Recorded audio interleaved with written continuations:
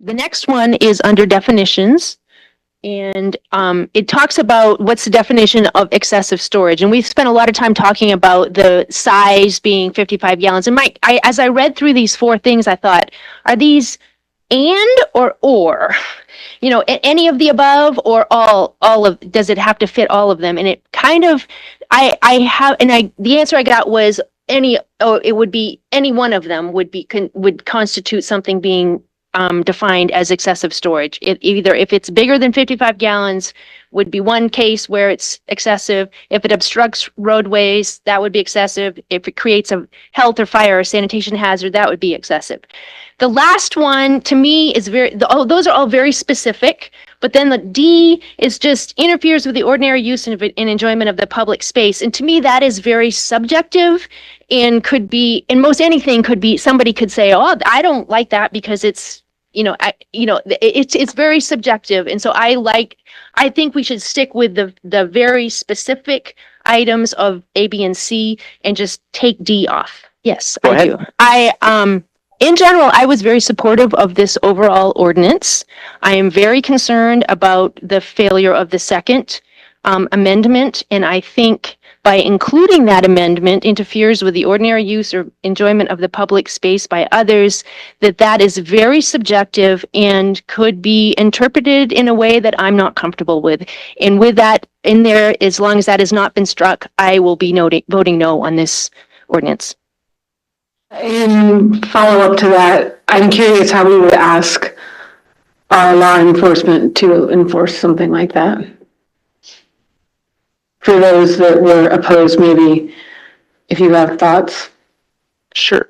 Manager Wills, you had, it was included in the original. When that was drafted and proposed, were there any staff concerns at the time with how that was written? And any enforcement concerns from staff? So none as it was written in that time. We were looking to see how to enforce it and working with other cities to see how they enforced it. So that one didn't specifically go through as more of a size requirement and how we would go through with that. Mm-hmm. And then the educational portion of that. So no, I don't think that was fully vetted, and I think we would need to look more into that as how we would have our staff enforce that. So for clarity, it's not vetted enough and we need more research on it versus it wasn't a concern that was glaring. It was not brought up during the conversations with the task force at hand, nor was it brought up during staff conversations. Okay. Thank you for the clarification. Council, further questions or comments to the main motion as amended?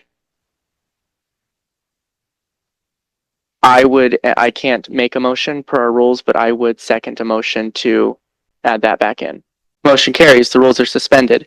Council, I make a motion to reconsider the second amendment proposed by Councilmember Kendall. Second. It's been moved and seconded. Questions or comments to the motion?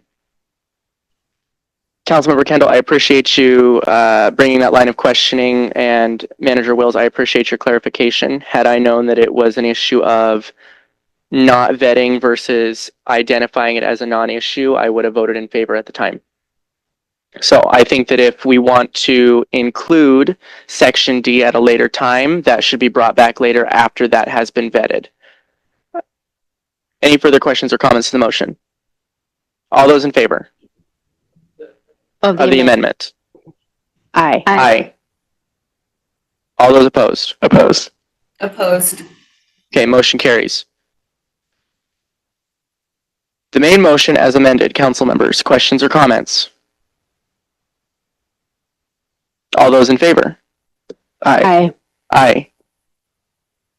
Any opposed? Nay. Motion carries.